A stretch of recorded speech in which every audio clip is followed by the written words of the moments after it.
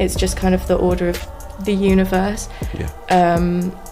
So yeah, I mean, I think we all face a lot of rejection, but they do also shape us as creators. All you need is a camera and someone to read the opposite lines for you, which can be a bit hard if you've not got actor mates at home.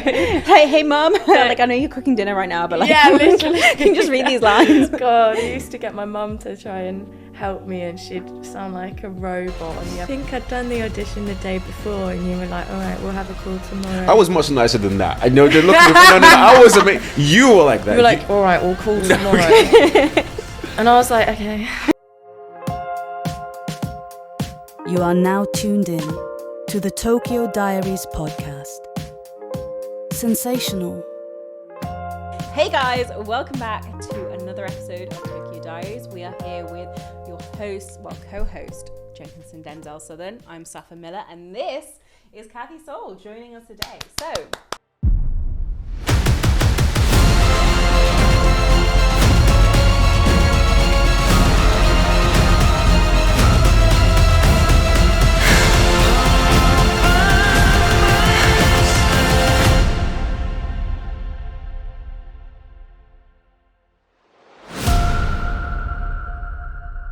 Hello. do you want to tell us a little bit about yourself? Yeah, I live in Hackney, and I met Denzel a few weeks ago now.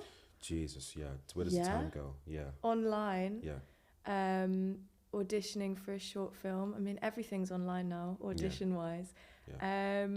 I'm so sorry to cut you off, but the introduction, so this is incredible actor from Hackney and Norwich?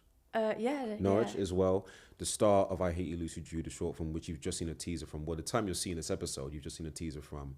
And probably one of the most down-to-earth, hardworking people I've met in recent memory. And Cathy, it's an honor to have you here, honestly.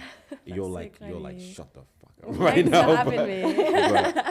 But yeah, honestly, just had to introduce like that. Definitely. So, as an actor, our episode today, Safa, what is it about? So we're talking about coming from a working class background. Is talent enough for breaking into the industry? Right. Yeah, I mean, obviously, part of me believes that it is, or else I wouldn't be here doing it. There must be. If I completely believed, hope so. if I thought it was a lost cause, I wouldn't be here.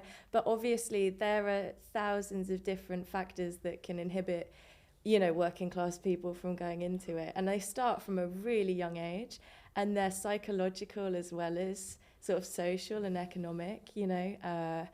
It's how do you have time to pursue your creative hobbies when you're worried about how you're going to put food on the table, right? Growing up, or how do you have the confidence to go and explore that stuff? Or if your parents aren't educated, how do you go and do that? And then how do you have the confidence to audition for these drama schools when people who've been sort of privately educated have been nursed into it for years and years? And if you look at the statistics, the number of state school students, and this isn't even necessarily working class students, this is just state school students that get into these huge institutions that then allow them to break into the acting world, is so small and not proportional at all. So I do believe it's possible, obviously, because I am here, and you do see the odd example, but I do think that it's way harder and takes a lot more time, and it takes a lot of personal development in order to reach the sort of levels of confidence and understanding of the craft. So yeah, I believe it's possible, but very, very difficult, She's cooking, man. She's cooking. That entire time I was like, yo, she picked up the utensils and cooking. But speaking of, Cathy, how did you actually meet this two wild bunch of me and Safa? How did you get involved? For people who don't know, they've obviously seen the tease, but how have you got warped into our crazy world? This was online. So this was on Mandy. I think I met you guys through Mandy. Still called Mandy, yeah. Still called Mandy. Yeah. Love that. And I think a lot of people moan about Mandy and about online auditions because they just want to be in the room. They want to immediately meet the people. Really? Yeah. Even since COVID? A lot of I've forgotten who said it? There was a famous actor who was like, it's really annoying that they now do so many auditions online because it's way better to be there in person. It's like, well, yeah, but if you're sort of geographically disadvantaged or if you're working a full-time job and you like, it's hard to do that within working hours. Like, exactly. A lot of people break through acting and they're doing another job or 2 jobs or 3 jobs on the side.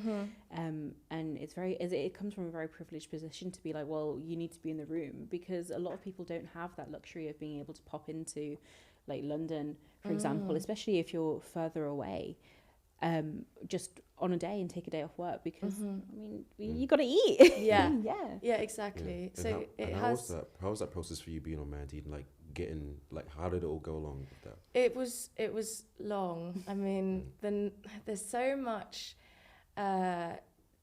Mandy has great opportunities. Like, I love it. It comes through with some great gigs, but there's a lot of dodgy stuff on there too. You see a lot of dodgy stuff that's like, we need a young girl who's attractive to go into the woods and remove her clothes. Is that stuff still there? That stuff is still on there, and I'm like, but I bet a lot of people who are really desperate to get a role will be like, I'm comfortable with that. Oh, that's so awful. It's really awful. Yeah, it's very predatory, I think the industry has already got a bit of a problem with that. Reputation with that sort of stuff. So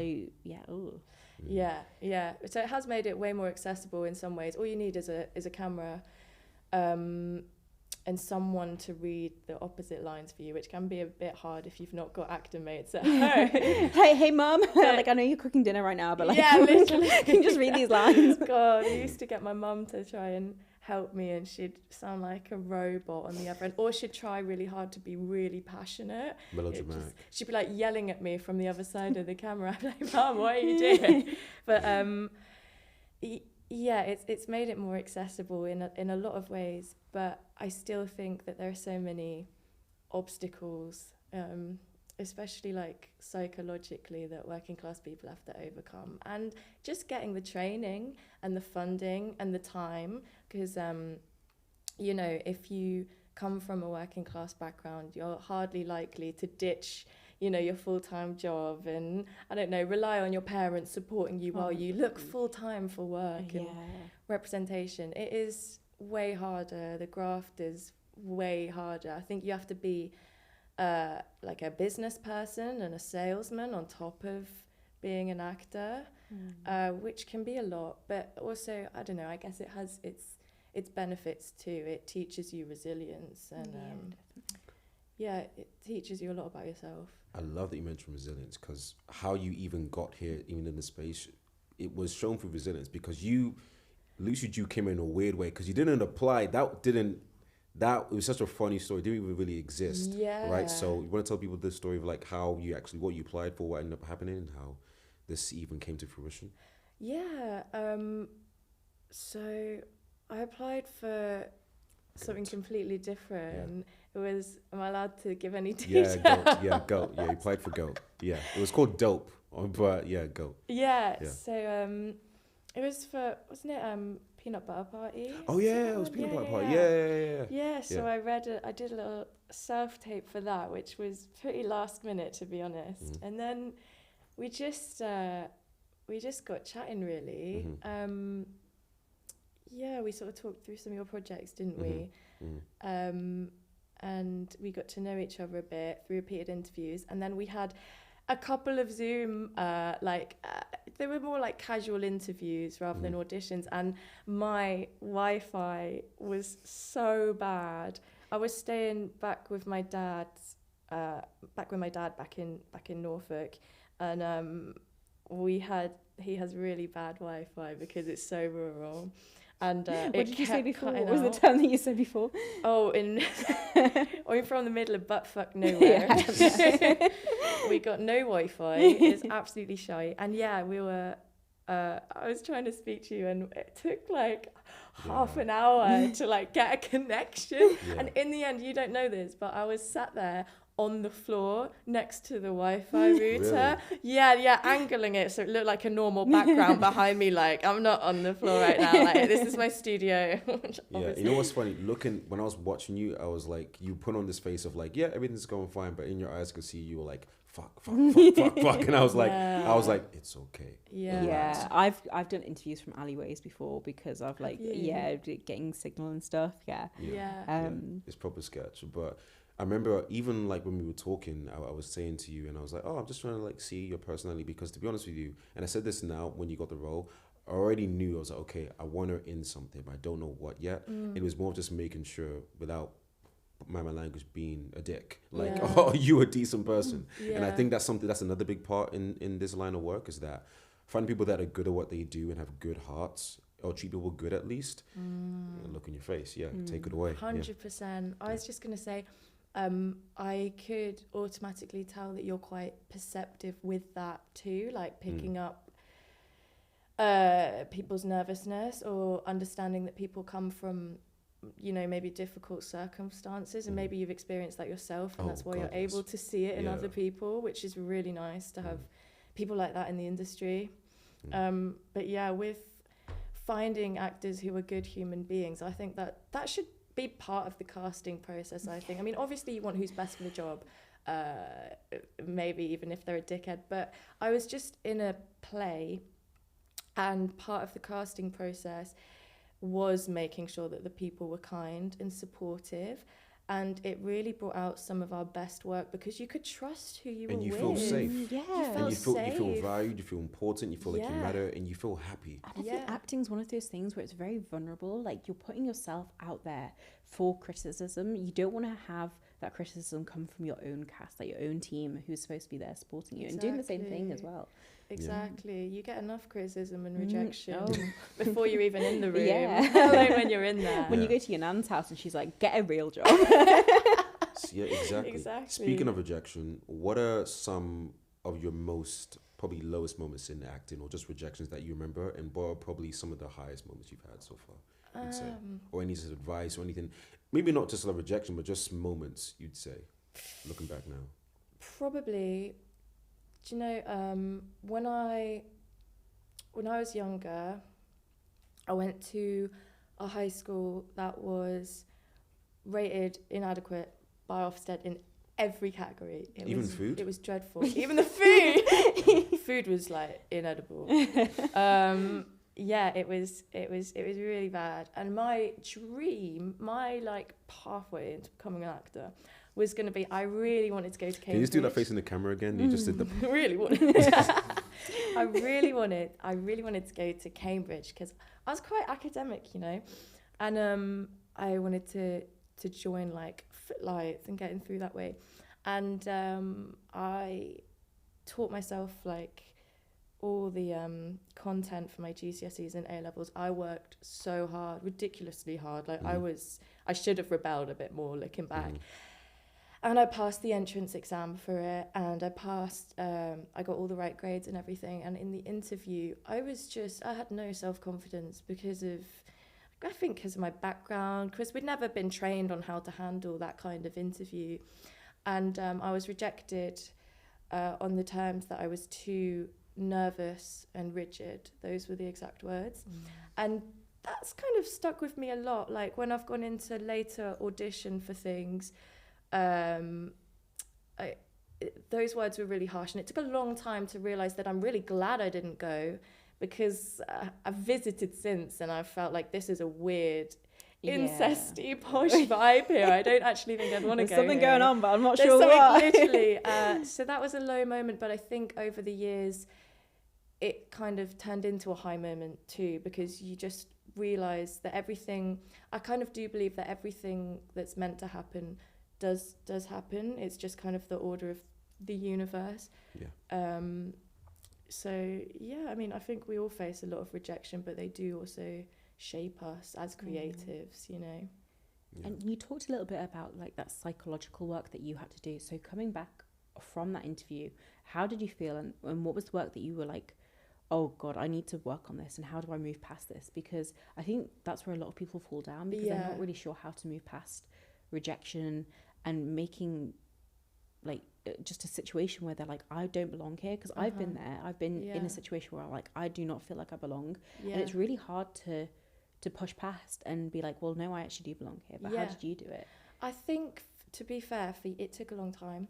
I think for years I developed like a bit of a victim complex.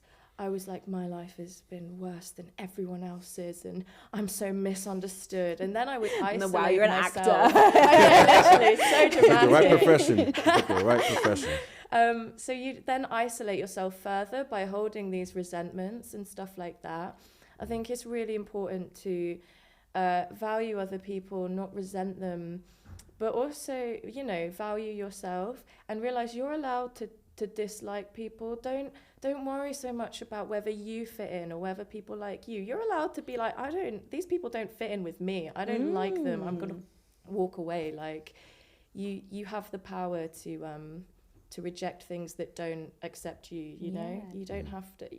No one's gonna be everyone's cup of tea, and that's great. Like, it would be ridiculous if you were. You'd be crazy. You wouldn't be human, would you? So I think that's such a lovely way of looking at it as well, because I think a lot of people, especially when you're younger and you've like been taught like you need to be liked, especially as women, I think we're taught that we need to be liked before everything else. We need to be liked. And I think it's so important to realize that, oh my god, like, no, I don't need to like you. Like, you don't fit my standards. Exactly. Like, why would I want to hang out with you? And especially in the industry that you're in, I think that's really important, because then you get to curate what you like, who you want to work with, and what kind of environment you want to work in. It's so important to say no to things.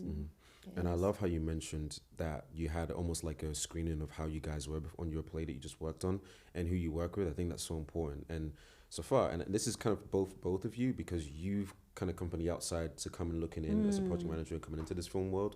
And one thing you've seen from me, you told me on day dot, you were like, I feel like you let people get away with things too much sometimes. Because one thing about me, that's the best thing about me, and the worst thing, depending on who you are, I have a very giving heart. Very, very giving. Like, if you could spite me a million times, it'll hurt me. I'll talk about it, but I'll still want to give you another chance. Like, it might, I'm not saying I will, but my inner conscience will make excuses for you. And that's something I really had to work past. And there's a lot of people I worked with, actors or not, who it's almost like I got punished for trying to give them stuff. And you saw that even with like emails and stuff, and it was like, what am I doing wrong? I'm saying, hey, you want to direct this? You want to edit this? I will give you money literally to do what you want to do. Yeah. And they're like, how dare you? And I was just, how dare you want to pay me to do a job that I signed up to do? And I get it, but when someone is saying, hey, let me help put you on in some way. Let me see, I can see that you need help with this, or you said that you wanted to do this, I'll help pay for it. All you gotta do is show up and have fun. You can make a mistake. I'll flip the cost. And there's still like this lack of like, And I've worked with them, and I'm like, you look at yourself like, okay, maybe I'll just pick the wrong people. And since she's come on board, I've really made it a mandate for myself, is that yes, I want to give to everyone, but some people don't want that. Some people don't want that. And one thing about you, Cathy, is you, in this short amount of time, in early days, but I'm kidding, you've never made me feel like you don't appreciate it, or that you're gonna throw it in our face or anything like that. And the thing is like, you came in 20 minutes early, something like that. You know, I don't know who was first, either it was you or Miles, but just like, and I remember I ran into your arms like Titanic, you know, when I first saw you, like you Slow motion. And I don't feel like an idiot for say, hey, you know what, come on this podcast. So people who don't know you will now know you. Now Safar's network, my network, anyone who listens to the podcast, they're now going to know about you. This will help you benefit, show it to your agent, and say, oh, look, I'm being something about. People are going to know my name, plus the film and everything else I have planned. It's like, I feel good for treating you good, versus like, I feel like I'm trying to have to, hey, let me help you. And like, it's so important. And for us, like, we always say, like, you know, attitude over talent, because acting is a skill. You can teach skill, but you can't teach attitude. You cannot teach that. I'm sure you worked very hard to do that, and I see that you did, but if someone has great talent but a bad attitude, I can't. Maybe you can, but I can't be bothered to do that work. I shouldn't have to. We're adults, you know what I mean? Yeah. Like, how do you stand on it? There's so many people in the world. You're always gonna find someone who's better at what you're doing than you are. And the edge is being kind. I think that kindness is, it's so undervalued, but I think it's like humans' greatest asset, you know? And I think yeah, completely. I understand why you look for that in people. And I feel bad for people maybe who wouldn't want to accept what you give them, and who wouldn't be eager and seem like they don't want the things that you give them, because it probably comes from a place of like insecurity or mistrust, or like they don't deserve it, or self-sabotage or resentment. Too good to be true. And I think all we can meet them with is empathy and kindness too, but maybe we also have to accept and value ourselves and be like, no, I can't work with this person, right? So yeah, it's a tricky one. Yeah. So from the outside looking in, how does it appear to you? I think it's really difficult because it is like any industry. I think there's any career that you get into, especially when you're fairly young and you're starting out, there's going to be that element of self-sabotage. There's going to be like, oh, like, I don't really want to, like, I'm inexperienced, like, maybe I don't deserve this, so I'm going to be like, I'm going to cut them off before they can cut me off, kind of thing. And I think there is definitely an element of that, but I'm just like, oh, don't get in your way. Like, you could be so great. And a lot of, everything that I've done, I'm like, wow, I've done that. It was because I said yes to something and I wasn't comfortable. I was not comfortable. Like the first episode here, I wasn't comfortable. It was like... You were 2 hours late. We were 2 hours we were 2 hours late, like, you know. And like, I wasn't comfortable. I've never really been the person in front of the camera, but I was like, do you know what? Fuck it, I want a podcast. Like, I love the sound of my own voice. Like, all of you guys are gonna have to listen to me. So, like, there is that element of like, sometimes you just have to say yes and you just have to go for it. Like, show up and show out. Like, just do it. And then if you don't like it, then you have to do it again. But like, I think that's where you really like you cut the wheat from the shaft, or whatever it's called. I don't know what the saying is. That one. I don't know, you're a farmer, so you might where you can really see like the difference between good and great, and it's showing up. And I think that's so much of any industry, but especially acting and any sort of creative industry where it is who you know. A lot of it is who you know. Sometimes it is just like you meet someone and like you don't connect with them immediately, but like 5 years down the line they come back to you because you were nice and they remember you and they're like, well, we've got this opportunity that would be perfect for you. And attitude, like we've literally had conversations about, okay, who should be going on the podcast. I'm like, okay, who's been really cool to us, who's been really kind, he's been really cool, he's been really humble to us. There's people who bring on and they're like, I've got nothing to talk about, we'll find something. Literally, like, it's like people want to be good to people who have been good to them, or just don't make their life a headache. Like, there's people who probably way more experienced than me and way more leverage than me, but just in me saying, hey, AFTV, you need help with anything, let me know, I got to work with them. There's guys who have way more equity and skin in the game than I do, that's for sure, but I've met with Cecil, Robbie, and all these guys just because I was like, yeah, I'm willing to help anything you need. Any normal person who doesn't know who they are, they're really big on YouTube and they're really big in the Arsenal. You should know Arsenal Fan TV. Arsenal Fan TV, yeah. That's all I'm going to say about that. Yeah. But speaking of the word yes, it's actually a funny story how you got the role of Lucy Drew. Can you tell us about the day you found out and how you kind of got rejected for a minute, and what was your inner dialogue? Yeah. I think I'd done the audition the day before, and you were like, all right, we'll have a call tomorrow. I was much nicer than that. I know they're looking at me. No, I was amazing. You were like that. You were like, all right, we'll call tomorrow. And I was like, okay. You know, you were, oh my God, I'm so awful, I'm so I was bad. nervous. Yeah, and I was like, no, it's fine. No worries. And then we had a call, and you were like, he was horrible, wasn't he? You weren't there. All right. He was like, listen here, you little bitch. I don't think that you're... I think you're shit. He was like, I don't think you're right for the role of Lucy Drew, but I have got another role that might suit you. Do you want to hear it? And I was like, my heart sank, and I was like, okay. I was thinking it was going to be like, I don't know, candle holder number 3 or something, you know. And then you're like, it's Lucy Drew, and I hate Lucy Drew. And I was like, oh, what? It was so nice. It was, it made that moment of getting it like even better, because I to take it away for a second and then to give it. Literally, I went from this to this. And that's a test to see how you react, you know, because if you're like, oh no, I'm good, I'm like, oh yeah. Yeah, exactly. If I'd have been like, no, I don't want it, I only wanted the lead role, bye. Yeah, and I've never had that happen, but one day it will. I feel like it will happen one day. Every actor I've done it with so far, there's like Yeah. What, so you do it? Is that your MO? You just disappoint people? Okay, well, now they know. Now the secret's out. But, like, I don't do it to be mean, but, like, I do see in their eyes when I say, hey, do you want to have another role? Do you want to hear about it? In my head, I'm like, please say yes, because it's the role. And they're like, yeah. And they're like, shut the fuck up. In their eyes, they're like, I want to say no, but I want to be professional. Yeah, sure. And I'm like, oh, it's the role. And then they're like, what? And it's... Well, they're like, you've crushed me. But yeah. And, like, they want to lock... There was one time where, like, a guy had his last... I was going to tell him the decision, and he came into a Zoom meeting room with, like, all the other actors in GOAT, Jamal. And then he was like, I just meeting all the actors. And I was like, Jamal, just to let you know, you didn't get the role. All the actors were there on the Zoom call, right? And the look on this boy's face was like, oh, so you're going to do me like that in front of people, right? And then I was like... but there is a role I do want you to play, and it's the role that you applied for. And he was like, "Oh, really?" Why'd you do that? Everyone started clapping for him. It was like, everyone was no. What kind of sick mind games let me are you land. playing? Everyone started clapping for him, like, "Hey, man, that's amazing!" And he was like crying tears of joy because he got like a round of applause. Okay, What? so it sounds more dramatic than We're it not was. doing that going forward. We're not doing that going forward. All right, but it worked out in the end. That's the more the story. Some America's Next Top Model, like RuPaul Drag Race. Oh my God, isn't it? I'm called Matt the filmmaker for a reason. Yeah. So to wrap up, Lucy Math Drew, drama queen. Tell us a little bit about what you know about Lucy Drew, but you know very little as well. But just kind of preface the plot and the whole point of the film, you'd say, from the little you know. Yeah, okay. I think Lucy Drew is a gal a bit like me, and she's working an office job. And I've had an office job like this where your colleagues kind of are psychopaths. Yeah. It's very, very common, surprisingly. Yeah. But unlike, most of our colleagues who...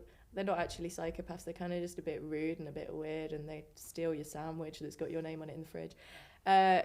These colleagues are genuinely psychopaths, or even worse, they're cannibals. So she goes to a colleague's birthday party. Everyone's sort of staring at her. She's like, this is a bit weird, a bit hostile. And then they keep talking about the main course. And she's like, I'm going to leave now. This is really weird. And they're like, you can't leave. We've not had the main course. And she's like, what the fuck is the main course? And in not so many words, they're like, you are. And then and that's what we'll leave it at. But yeah, it's Emma Lowe's directing it, an amazing director. First time, and it's your first time being a lead in a. Yeah. Breaking history every single day. Exciting. God did. But yeah, it's kind of like a love child between like, I don't know, like Scream meets Home Alone with a bit of like Ready or Not, where it's like a normal setting that we all go to. We've all been to birthday parties, but when you put like a sinister twist on it, like even like where Go is like, kid has his cat stolen by like a wizard and there's like 6 different boss battles, like something normal, but then something abnormal to kind of shake it off. A girl, we all been to office work. We've been to work parties that felt like work because we don't like the people, and I imagine you're stuck there and they're all trying to kill you.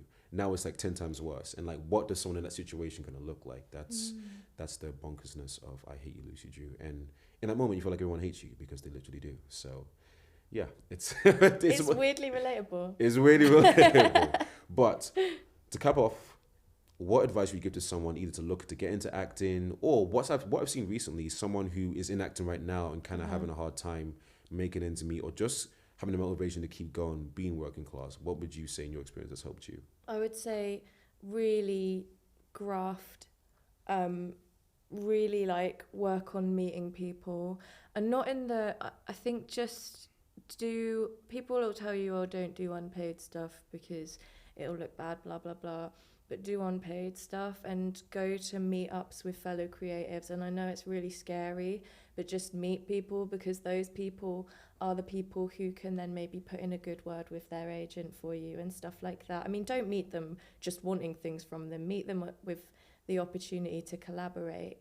Offer something as well. Offer something as well. Don't just take, you want to give. Exactly. Yeah. Give as much as you or if you have taken, you'll then aim to then be in a place where you can give, and remind yourself why you love it, because you'll want to give up.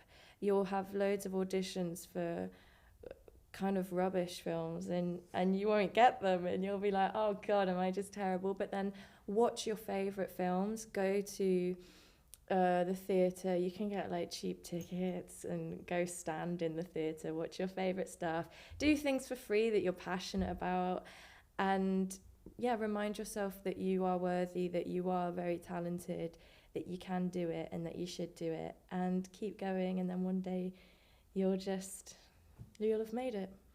Final two questions. Lovely advice. It is, can you please give us your Norfolk accent impression? Oh, you can do that, yes. The thing about Norfolk is that it's completely flat. So a lot of people go into like Somerset because they go like up and down too much. But Norfolk is completely flat and your mouth is barely open. So that's that. That is incredible. That is incredible. Safa, any parting questions? No, I think you've summed it up in such a lovely, beautiful, succinct way. And I think that advice... And the accent was wonderful. We'll get you on again. You can just do the entire... I'll do my alter ego. Yeah. Yeah. Farm Girl Sally or something, yeah. Oh, quick question. Have you been banned from Aldi? No. Oh, I'm just checking. No, which is surprising. All the cool people get banned from Aldi. And really? I'm banned. It's kind of like a rite of passage. Next time I am going to try like being sort of friendly. See if that gets me but banned. that's danger zone. I've been told. Yeah. All right, I'll continue to be rude then. Makes people very uncomfortable when you're nice. So yeah, we don't want that, do we? But thank you so much for being on there, Cathy Sole. We really appreciate it. Where can they find you on Instagram, social medias? Where can they find you? Yeah, my Instagram is Cathy_Sole. That's SOUL. And if you Google me, my Mandy might come up. It does come up, actually. It does. So where can they find you? At Safa Miller X on Instagram. Amazing. You can find me at Mav the Filmmaker, two M's. It was maths I was bad at, not English. 2 M's, Mav the Filmmaker at Instagram, and at It's Tokyo Diaries on TikTok and Instagram and YouTube. And guys, Happy New Year. Hope you're doing very well. And yes, we're very excited for this new year. We hope you are too. Cathy, take away with the accent. Happy New Year, everyone. Happy New Year. Okay. Lovely. Thank you so much. Thank you. Lovely. Thank you. That's it. Done. How you feel?